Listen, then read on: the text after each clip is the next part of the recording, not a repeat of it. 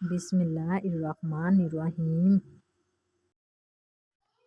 رسول اللہ صلی اللہ علیہ وسلم نے فرمایا کثرت سے سجدہ کیا کرو، کیونکہ جب تم صرف اور صرف اللہ کے لیے سجدہ کرو گے تو اللہ تعالیٰ اس کے بدلے ایک درجہ بلند کرے گا اور تمہارا ایک گناہ معاف کرے گا۔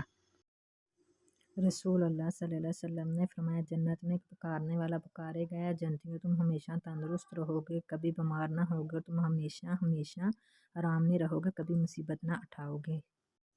رسول اللہ صلی اللہ علیہ وسلم نے فرمایا کسی عورت کے لیے جو اللہ اور یوم آخرت پر ایمان رکھتی ہو حلال نہیں کہ وہ 3 دن یا اس سے زائد کا سفر کرے اور اس کے ساتھ اس کا باپ یا اس کا بھائی یا اس کا شوہر یا اس کا بیٹا یا اس کا کوئی محرم نہ ہو۔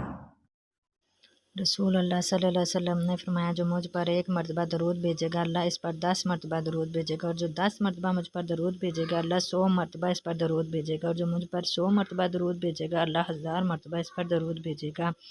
اور جو مجھ پر 1000 مرتبہ درود بھیجے گا باب جنت پر اس کا کندھا میرے کندھے کے ساتھ ملا ہوا ہوگا۔ رسول اللہ صلی اللہ علیہ وسلم نے فرمایا جس شخص نے طہارت کاملہ اور اوقات کے لحاظ کے ساتھ 5 نمازوں کی حفاظت کی تو یہ نماز قیامت کے دن اس کے لیے نور اور دلیل ہوں گی، اور جس نے نمازوں کو ضائع کیا تو اس کا حشر فرعون اور حامان کے ساتھ ہوگا۔ رسول اللہ صلی اللہ علیہ وسلم نے فرمایا جس شخص نے اپنی زندگی میں مجھ پر درود پاک زیادہ پڑھا اس کی موت کے وقت اللہ تعالیٰ ساری مخلوقات کو فرمائے گا کہ اس بندے کے لیے استغفار کرو، یعنی بخشش کی دعائیں کرو۔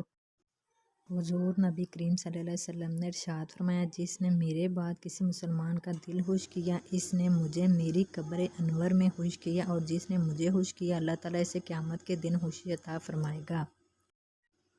حضور اکرم صلی اللہ علیہ وسلم سے پوچھا گیا کہ نجات کا ذریعہ کیا ہے؟ فرمایا اپنی زبان کو قابو میں رکھو، تمہارا گھر تم کو سمائے رکھے، یعنی بلا ضرورت گھر سے نہ نکلو اور اپنی غلطی پر رویا کرو۔